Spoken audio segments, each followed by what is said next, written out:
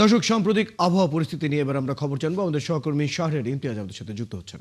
শাহরিয়ার ইমতিয়াজ, রাজধানী সহ সারা দেশের আবহাওয়ার সাম্প্রতিক পরিস্থিতি নিয়ে কি তথ্য আছে আপনার কাছে? কি জানালেন আবহাওয়াবিদরা? ধন্যবাদ রয়েল।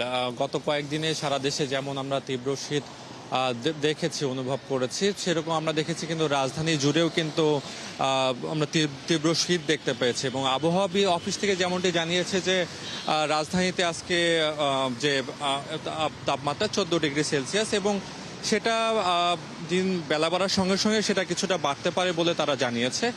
আবার বিকেলের পরপর সে তাপমাত্রা আরও কিছুটা কমতে পারে, এবং রাতে, বিশেষত রাতের দিকে সে তাপমাত্রা আরও কমে আসবে। এবং রাজধানী জুড়ে এরকম হঠাৎ করে এরকম গত কয়েকদিনে কেন এরকম তীব্র শীত অনুভূত হচ্ছে, এবং তারা আবহাওয়া অফিস থেকে যেমনটি বলছে যে যেরকম একদিকে যেমন ঘন কুয়াশা রয়েছে এবং আরেকদিকে যেমন দিনের যেরকম তাপমাত্রা থাকে এবং রাতের তাপমাত্রা অনেকটাই কমে আসে, এবং দিন এবং রাতের যে তাপমাত্রার যে ব্যবধান সেটা অনেকটাই বেশি। সেজন্য রাজধানীবাসীর কাছে শীতের যে অনুভূতি সেটার পরিমাণ অনেকটাই বেশি, এবং এই পরিমাণ, এবং আমরা দেখেছি যে সকাল থেকেই রাজধানী জুড়ে যেমন ঘন কুয়াশা রয়েছে, এবং সে কারণে কিন্তু যে যানবাহনগুলো আমরা দেখতে পেয়েছি, যানবাহনগুলো সকাল থেকে চলছে, এবং সেখানে কিন্তু তারা কিন্তু ঘন কুয়াশার কারণে অনেকটাই দেখেছে যে লাইট জ্বালিয়ে তারা যানবাহনগুলো চলছে। যদিও বেলা বাড়ার সঙ্গে সঙ্গে আমরা দেখেছি যে সেটা অনেকটাই আসলে কমে এসেছে, স্বাভাবিকভাবেই এখন যান চলাচল করছে। তবে